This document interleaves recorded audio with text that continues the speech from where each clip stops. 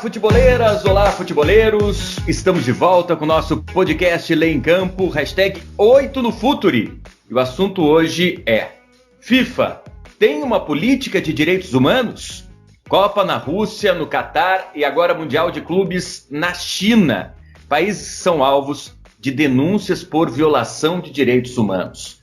E como fica o estatuto da entidade maior do futebol, que assume uma posição clara de defesa de direitos humanos?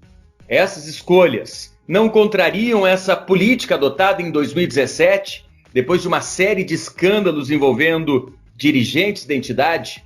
São muitas questões que envolvem esporte, direito e, claro, valores fundamentais. Vamos atrás das respostas perguntando para as pessoas certas, os nossos especialistas. O podcast Lê em Campo, hashtag 8, está no ar.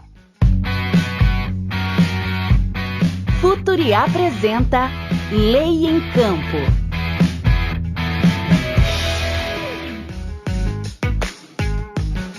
FIFA, ela tem uma política de direitos humanos? Esse é o tema de hoje do nosso podcast Lê em Campo, hashtag 8. Eu sou o Andrei Kampf e participam comigo dessa jornada científica desportiva a Ana Luísa Soares, da equipe Futuri. Vamos nessa, Ana!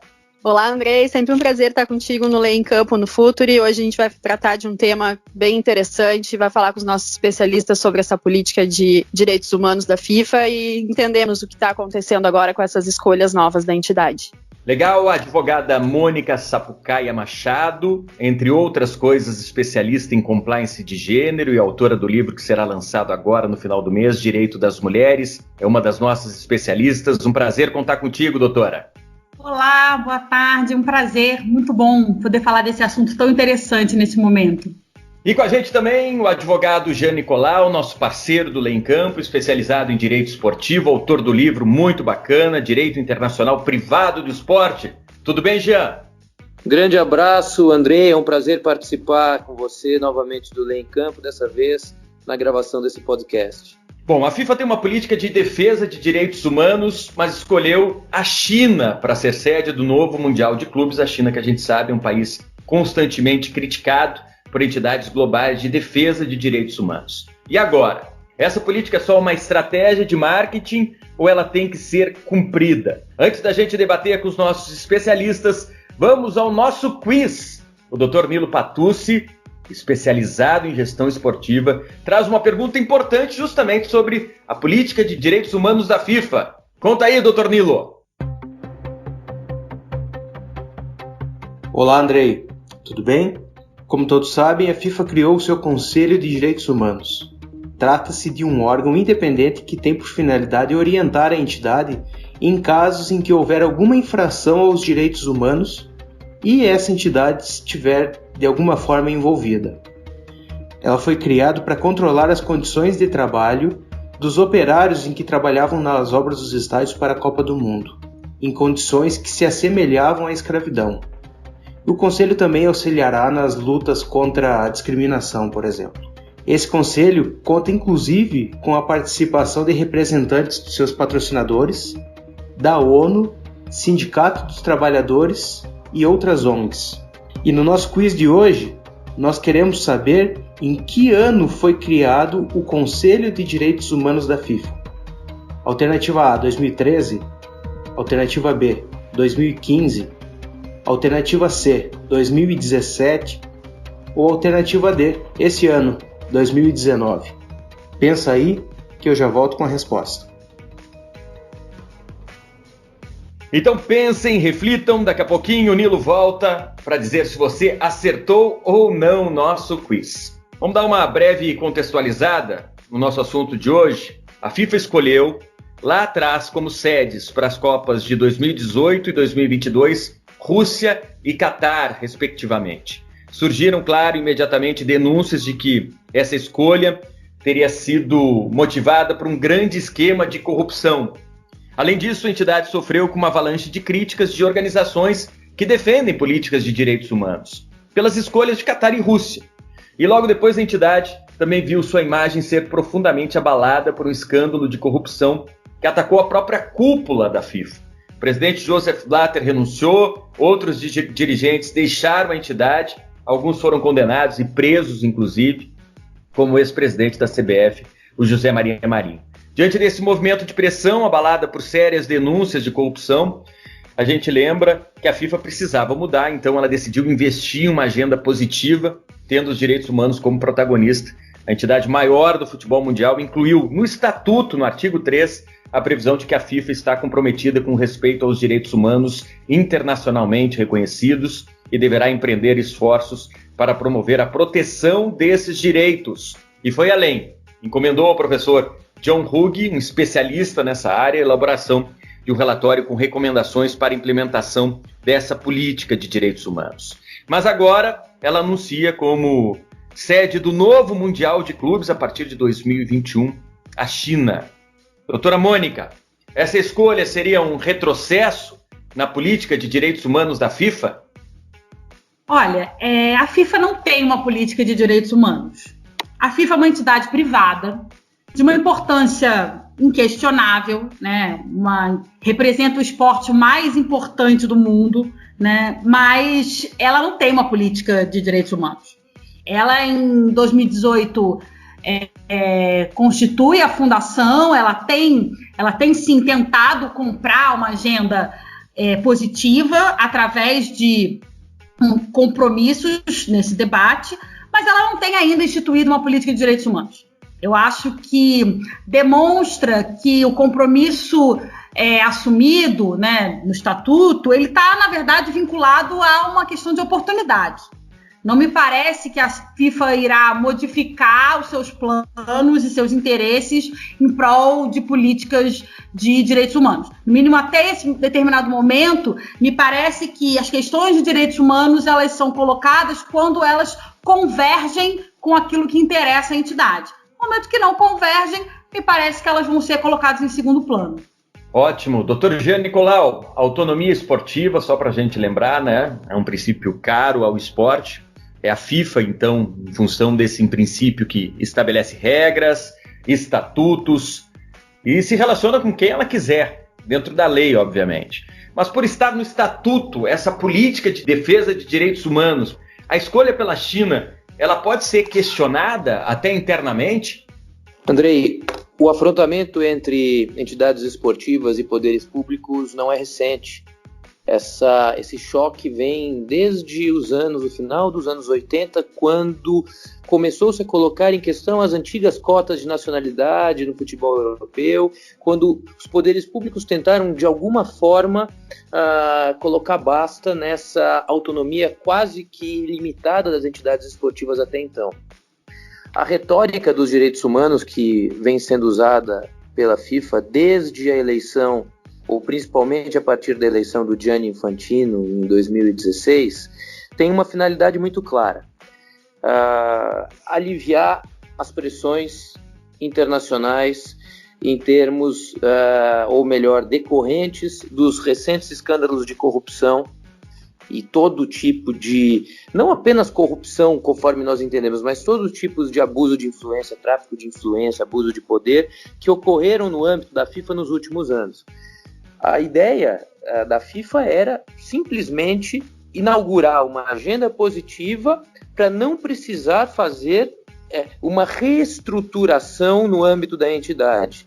Foram feitas reformas conjunturais que não mexeram na estrutura da FIFA. Então, aí você vai me dizer, mas hoje existe uma política de direitos humanos? Existe algo próximo a isso. Uma política embrionária de direitos humanos com algumas ações concretas, como aquela, por exemplo, de tentar, pela via diplomática, influenciar na abertura para as mulheres do futebol no Irã. Mas a FIFA perdeu grandes oportunidades de realmente cravar uma nova posição. Primeiro, quando depois já de 2016...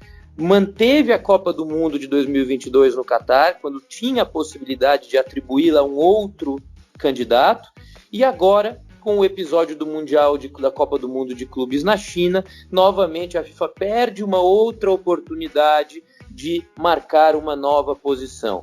E o que a gente pode concluir? Sim, os direitos humanos passaram a fazer parte da agenda FIFA 2.0.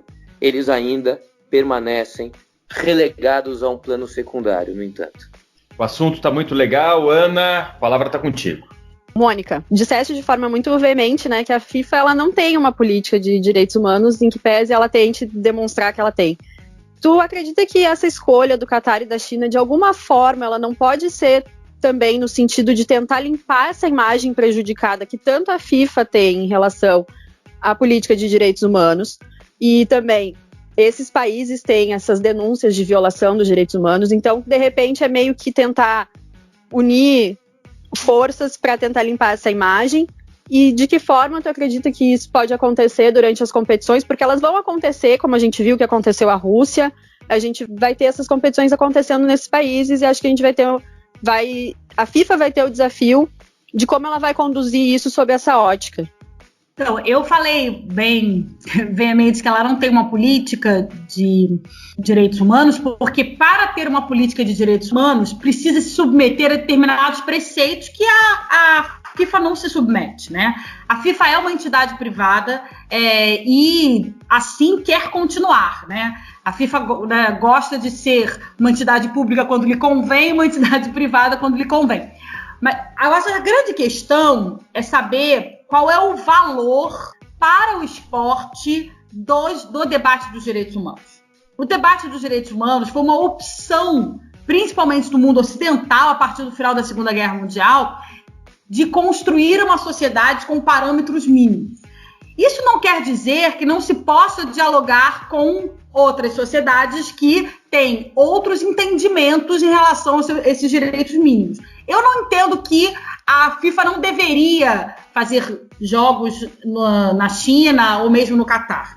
O debate não é exatamente esse. Eu acho que o debate é como que esses jogos são montados e feitos, e mais do que isso, qual é o impacto positivo ou não, se tratando dos direitos humanos, desses jogos nesses ambientes. Porque, por exemplo, a questão das mulheres, que o Jean falou, claro que a FIFA colaborou com esse processo, e acho que foi uma coisa muito importante, isso é muito interessante, mas isso tem uma vantagem direta para a FIFA, que é o aumento de pessoas nos estádios, o aumento de público para aqueles determinados jogos, naquele determinado espaço. O espaço árabe é um espaço que gosta de futebol, o mundo árabe gosta de futebol, e essa ampliação pode, aumentar o número de mulheres nos estádios, assim, ter um número maior de pessoas nos estádios. Então, como eu falei mais cedo, isso junta, o desejo da FIFA, as questões econômicas do esporte com debates dos direitos humanos, como, por exemplo, a liberdade das mulheres em assistirem os jogos. Eu acho que quando isso não acontece, o dinheiro não junta com os direitos humanos, como disse o Jean, vão ficar em segundo plano. E logo por isso que não se tem uma política de direitos humanos, porque para ter uma política de direitos humanos, quando se coloca uma questão como essa na mesa, a prioridade é garantir a construção dos direitos humanos. Agora, respondendo a tua pergunta se eu acho que pode melhorar as relações, eu não faço a menor ideia, porque não se sabe como que esses acordos são montados. Qual é a exigência? A FIFA poderia, por exemplo, nesses países, construir aí uma pilha, uma lista, uma pauta de exigências em relação aos direitos humanos para os jogos, obviamente. Ela não é, como disse até o presidente da FIFA, ela não está aí para mudar o mundo. Ela não precisa mudar o mundo, mas ela poderia ajudar. Ela poderia, nesse processo, colocar determinados pontos importantes para a defesa dos direitos humanos na pauta e exigir desses países. Não me parece que isso está acontecendo. A gente teve agora a experiência recente aqui no Brasil, de 2014, se estudou muito Lei Geral da Copa, enfim, as exigências que a FIFA colocava na mesa. Nesse sentido, Jean, falando de Lei Geral da Copa, falando do regulamento das competições, dessa nova visão e essa nova política de direitos humanos da FIFA, quando isso entrar em conflito lá nos países que a gente está tratando, no Catar e na China, por exemplo, o que vai se sobressair durante os jogos? Em qualquer situação, em princípio, sobressai-se o direito estatal. Mas é evidente que, Ana, como há interesses comerciais muito grandes, os estados resolvem voluntariamente fazer concessões às entidades esportivas, exceções pontuais que vigoram apenas durante a realização das competições, no período que as antecede, no período que as sucede. Então, isso também vai acontecer da mesma forma que ocorreu na África do Sul. A gente também não pode esquecer, né? Nós temos uma sequência antes de Catar e Rússia, nós tivemos Brasil e África do Sul, 2 Copas do Mundo que também não passaram sem escândalos que apareceram posteriormente. A ideia, quando essas concessões são realizadas pelos poderes públicos, são concessões interessadas em benefícios que possam ser trazidos pela realização de mega eventos nos seus territórios. Nada mais do que isso, são concessões pontuais em que permitem que o direito estatal se subjugue, pelo menos por um determinado momento, ao direito desportivo. Legal, deixa eu voltar a comentar sobre essa conquista histórica que foi citada pelo Jean, pela Mônica, da presença de mulheres nos estádios iranianos. Depois de 39 anos, elas puderam voltar a assistir uma partida de futebol.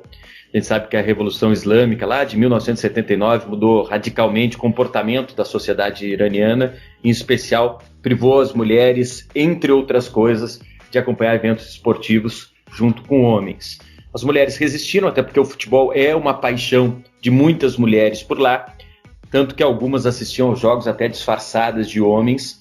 Vários movimentos globais defendiam essa presença feminina, mas depois que a FIFA entrou na história pressionando as lideranças iranianas, o movimento ganhou força e elas puderam voltar a assistir a uma partida. Essa decisão ainda não é definitiva, não sabe se elas vão poder continuar acompanhando o futebol no Irã.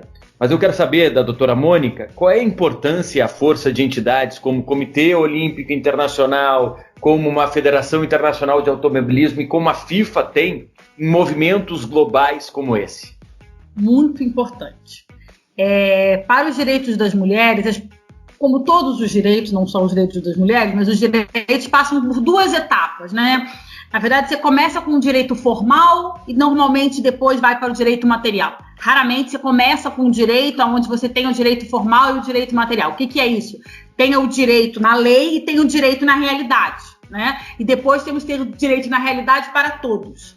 Mas, de qualquer forma, nesses países onde a proibição das mulheres em locais públicos, em determinados cargos de trabalho, essa proibição escancarada, essa proibição legal, essa positivada, ela tem um peso muito grande na luta das mulheres por igualdade. Então, quando essas entidades ajudam nesse processo de ampliar na esfera legal as possibilidades de acesso às questões públicas das mulheres, isso tem uma importância enorme.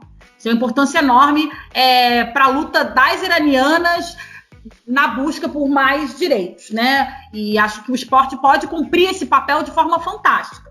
Isso não significa que é suficiente, né? Isso não é, mas eu acho que tem uma importância muito grande e tem uma fala muito importante no sentido de que o esporte também é lugar de mulher, não só para aquelas mulheres proibidas, mas para o mundo, né? A gente sabe o quanto o esporte e o futebol principalmente ainda é um ambiente mais masculino e mandado pelos homens. Então eu acho que isso ajuda a mostrar esse debate para todo mundo, não apenas para as iranianas. Eu acho que é de suma importância. Jean, vamos voltar a colocar uma questão importante, muito embora pela leitura que eu estou fazendo das colocações da doutora Mônica, das tuas colocações, a FIFA tem colocado no estatuto uma política de defesa de direitos humanos muito mais para criar uma agenda positiva do que um compromisso de fato com esse tipo de postura, com esse comportamento de defender algo que entende como fundamental. Isso se explica justamente pelas escolhas que ela tem tomado. Mas pelo fato de estar no estatuto da entidade, existe um caminho jurídico, até interno, tomado por algum presidente de federação, que possa ser tomado para questionar essa decisão de levar, por exemplo, o Mundial de Clubes para a China? Não, Andrei. Pensando juridicamente, não. Agora, o que eu preciso colocar aqui é que eu acredito muito nas pequenas vitórias na vida que fazem, que começam, que iniciam revoluções ou grandes reformas. E o fato de a FIFA, a partir de 16, ainda que não tenha feito reformas estruturais, fato de falar em reformas, incluir direitos humanos no seu estatuto, e mais do que isso, eu me lembro, 8 de junho de 2017, a FIFA publica um relatório encomendado a John Ruddy, que é professor de Harvard, a respeito dos direitos humanos. Ele, que foi a mesma pessoa que redigiu, sob encomenda das Nações Unidas, os princípios diretores em relação a direitos humanos para sociedades transnacionais. Essa mesma pessoa foi contatada pela FIFA, faz parte, tudo isso, circo ou não, isso faz parte da Agenda 2.0, e hoje existe um relatório que trata da política da FIFA sobre direitos humanos, mais do que apenas a menção a direitos humanos no Estatuto da FIFA, desde 2016, existe esse relatório.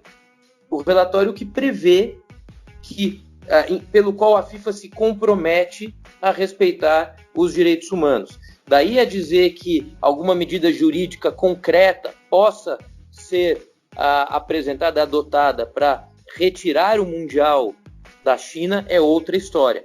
A gente pode encarar tudo isso como um movimento de abertura, um movimento que ainda deve se manifestar com alguns pequenos gestos políticos e não com grandes escolhas como são as escolhas das sedes dos grandes eventos, porque, eu repito, o dinheiro ainda fala mais alto. Ana, mais 2 perguntas, por favor. Mônica, a gente falou recentemente aqui no Lei em Campo, em 2 episódios, do combate à homofobia e do combate ao racismo chegando na FIFA, a partir daquela decisão, né, de que as partidas poderão ser paralisadas quando houver manifestações racistas, homofóbicas, enfim, a gente tem visto isso acontecer. A gente tem aí 2 anos até o Mundial da China e mais 3 anos até o Mundial, a Copa do Catar. Como que tu vê esse caminho até lá? E de que maneira tu acha que a gente chega nesses eventos em relação à proteção dos direitos humanos no âmbito da FIFA? Olha, eu concordo com o Jean, eu acho que os primeiros pequenos passos são muito importantes. E acho que a FIFA faz isso, tanto quando apoia as mulheres no Irã, quanto as questões do racismo, que eu acho que são questões que muito importantes para o esporte, principalmente para o futebol. A gente convive com eles diretamente, diariamente, esse debate. Então, eu acho que são questões positivas e eu acho que a FIFA, nesse momento, se posiciona corretamente. E eu também não acho que, porque tanto o Catar, quanto a Rússia, quanto a China são países que têm problemas no diálogo com os direitos humanos, que os jogos não deveriam acontecer lá. Até porque a ONU dialoga com esses países, né? Esses países não estão excluídos do diálogo internacional, não estão excluídos dos textos internacionais. Então, eu acho que não é esse o debate. Não é dizer, não, então eu não farei jogos nesse determinado local. Eu acho que é mais um processo de ir construindo políticas que, de fato, ofertem ao esporte os compromissos com os direitos humanos. E isso não acontece. Não me parece que a FIFA tenha desenhado uma pauta. Não me parece. Não me parece que ela tenha, daqui até os jogos, uma pauta que será avaliada, que terá um núcleo de avaliação, que será exposta publicamente, que irá dialogar tanto com o Estado quanto com a sociedade civil. Não me parece. Me parece que ela tem políticas pontuais, principalmente quando cruza com a questão econômica. Não me parece que em nenhum momento os direitos humanos são prioritários. E quando os direitos humanos não são prioritários, não tem direitos humanos. É isso que de vez em quando a gente não entende. No momento em que qualquer coisa se sobrepõe aos direitos humanos, a gente não está defendendo os direitos humanos. Então, eu não consigo ver nesse primeiro momento que a FIFA tenha esse desenho. Como ainda tem um tempo, eu acho que a pressão também das confederações, a pressão da mídia, a pressão desse diálogo é importante para efetivar essas políticas. E que não aconteça única e exclusivamente na luz do holofote, mas que também aconteça internamente, né? Na política de contratação da FIFA, na política de divisão orçamentária, né? Na política de inclusão de outros agentes, todo esse processo.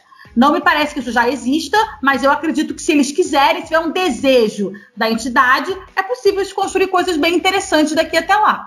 Bom, apesar das denúncias, né, como a Mônica mesmo colocou, o mundo todo ele dialoga com esses países, e a gente viu também, tem o exemplo, né, da Copa da Rússia, em que tinha um clima bastante tenso antes de acontecer o Mundial, e a Copa aconteceu sem maiores problemas, foi considerado um sucesso, e não se falou muito mais sobre todos aqueles temores que existiam antes de acontecer o evento.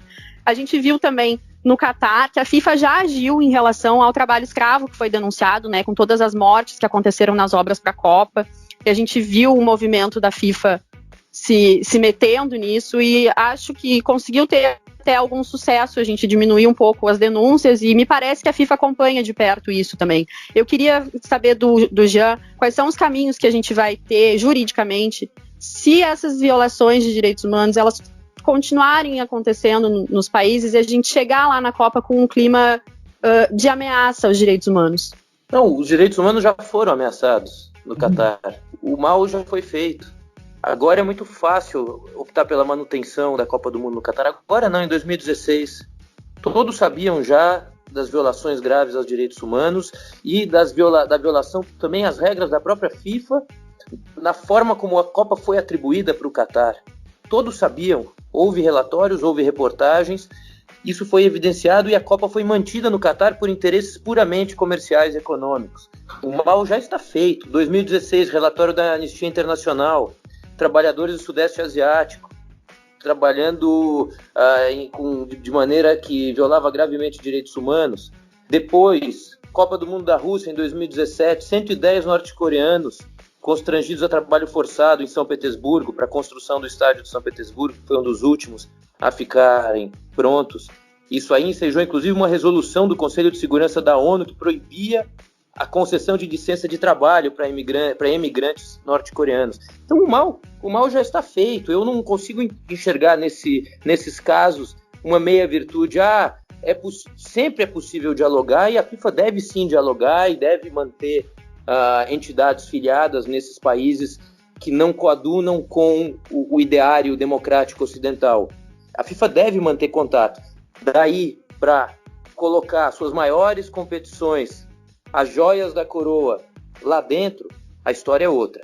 Para mim, a mensagem forte às democracias ocidentais de que a FIFA realmente abraça agora uma política e valores que extrapolam um pouco o futebol seria dada se China não fosse escolhida para 2021. John Ruddy, professor de Harvard, fez o relatório sobre a adoção de princípios humanos pela FIFA, dizia claramente, ele dizia que a FIFA só deveria levar suas competições para países em que houvesse estrito respeito aos direitos humanos, conforme a noção das democracias ocidentais. Excelente, Jean. É a própria FIFA contrariando o que está estabelecido no relatório contratado por ela, por um especialista, uma das maiores autoridades nesse tema. Hoje a gente dissecou o assunto FIFA, tem uma política real de direitos humanos, afinal? Não esqueci, antes da gente concluir com os nossos especialistas, está na hora da resposta do nosso quiz. Conta pra gente, Nilo. Estou de volta. Vamos conferir a resposta? A resposta certa é a letra C. Foi em 2017. Preocupados com os riscos de segurança e condições de trabalho dos operários das construções dos estádios, em especial da Copa do Catar, a FIFA criou esse conselho para tentar reduzir os acidentes que ocorriam nos estádios, evitar demais infrações aos direitos humanos, em especial as condições que se assemelhavam à escravidão. Inclusive, Andrei, eu recomendo o seu artigo da seção Jura História no portal do Lei em Campo, que conta a história do operário Nadim Alam, que trabalhava nas obras dos estádios do Catar para a Copa do Mundo de 2022 e que não aceitou as péssimas condições de trabalho e buscou a justiça para tentar mudar essa situação. É isso aí, Andrei. Até a próxima. Abraço. Valeu, Nilo. Obrigado pela participação. Então vamos para o momento resumo do podcast. A gente começa com a Ana Luísa, considerações finais.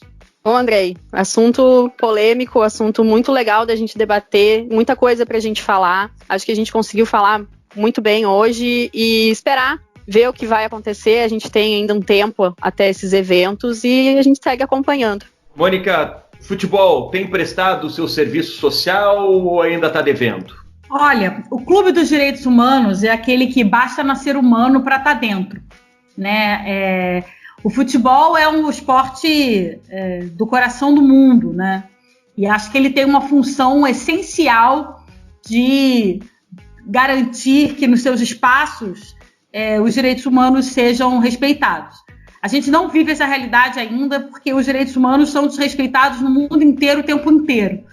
As pessoas ainda entendem os direitos humanos como algo extra, como algo a mais, e não como pilar de toda e qualquer ação humana.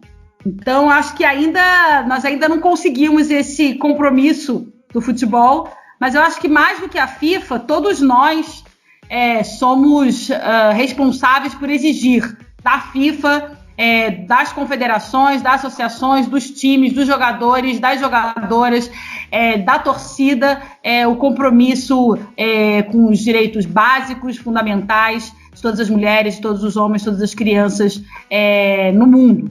Eu acho que fica aí o compromisso de todos nós com essa caminhada que não tem fim, que é utópica, não tem fim, mas que ela é necessária e urgente. Doutor Jean, como é que o movimento esportivo e a FIFA pode dialogar e ajudar nessa questão de direitos humanos para a gente também ser um agente catalisador dessas transformações necessárias? Se dentro de campo é conveniente que se propugne por um esporte sem ideologia, fora de campo é inegável o papel que podem exercer as grandes entidades internacionais de administração do esporte, principalmente no que se refere à diplomacia esportiva, a manutenção de contatos permanentes com poderes públicos e fazer com que o esporte sirva como vetor de aproximação entre os povos, de promoção dos direitos humanos e de contribuição para a manutenção da paz internacional. Legal, é isso. Antes da gente se despedir, aquela dica literária sempre importante do nosso Lê em Campo, uma tabela indispensável que a gente sempre vai defender entre esporte, direito e literatura, livro na mão, é sempre importante. E o Lê em Campo não abre mão dessa sessão comandada pelo Alexandre Barreto. Conta pra gente, Alexandre, o que você encontrou, qual é a dica da semana?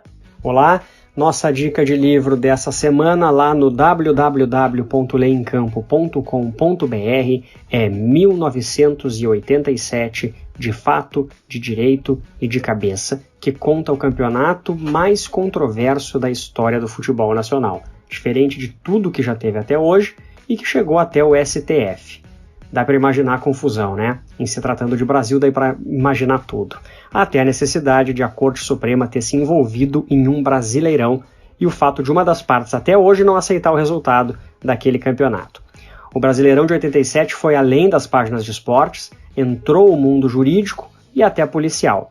Os autores André Galindo e Cássio Zirpoli apresentam então toda essa trama, com os lados, reuniões, envolvimento dos tribunais. Um livro perfeito para essa tabelinha entre direito e esporte. O livro tem prefácio do Tino Marcos, traça o ambiente político e esportivo brasileiro desde os anos 70, que vai ter efeito sobre o Brasileirão de 87, a criação do Clube dos 13, o caminho que levou à criação da Copa União, e traz muitas documentações, entrevistas com Zico, Leão, Arnaldo César Coelho, Eurico Miranda, Kleber Leite. Incrível, um livro muito bacana, muito interessante, sobre um campeonato atípico com a cara do Brasil, infelizmente. Fica a dica lá na seção Esporte das Letras. 1987, de fato, de direito e de cabeça. Um abraço. Valeu, Alexandre. Obrigado, Ana Luísa, doutora Mônica Sampaio, Jean Nicolau, os nossos especialistas. Foi legal demais. Hoje a gente tratou do tema FIFA. Tem uma política de direitos humanos? Importante a gente entender que o futebol e o esporte é, sim, um dos principais fenômenos da nossa cultura, da nossa sociedade. Ele tem uma capacidade rara de mobilização, de encantamento, de engajamento. Isso é importante a gente reforçar. Por isso ele é reconhecido pelos principais órgãos do planeta, como a ONU, o Jean citou. Por seu alcance, ele serve também como uma ferramenta de transformação social, um catalisador dessas transformações. e em questões que lidam com discriminação, com violação de direitos humanos, com genocídio. É importante que o movimento esportivo se posicione. Embora não exista uma lei que a impeça, e o Dr. Jean deixou isso bem claro, a FIFA de se aliar a parceiros com políticas de desrespeito aos direitos humanos, as entidades esportivas não podem enxergar o jogo apenas como um negócio. É importante o esporte, repito, ser um catalisador de transformações sociais fundamentais. Historicamente, o esporte já ajudou na luta contra o racismo, contra a discriminação aos mais pobres, até na nossa abertura democrática aqui no Brasil durante os anos da ditadura. Devido à força que o esporte tem como instrumento de transformação, não pode existir jamais fronteira entre ele e causas importantes para a sociedade. Foi isso que a Mônica, a Ana, o Jean e eu contamos nesse nosso podcast, #8. A defesa fundamental dos direitos humanos do esporte tem que entrar nesse jogo sempre, a FIFA também, não só através do estatuto, mas através de diálogos importantíssimos e necessários. Valeu? Recados, siga o Lê em Campo nas redes sociais, @Lê em Campo, assine a nossa newsletter e fique por dentro dos conteúdos do Futuri. Para quem ainda não sabe, lançamos o Futuri Club. Venha fazer parte do time para ganhar conteúdos exclusivos e a cada meta atingida, desbloquear mais produtos do Futuri. Seja um cliente Silver ou Gold, acessando apoia.c/Futuri.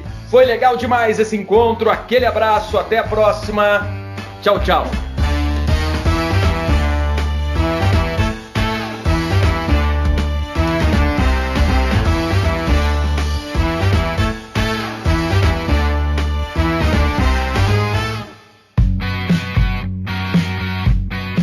Futuri apresentou Lei em Campo.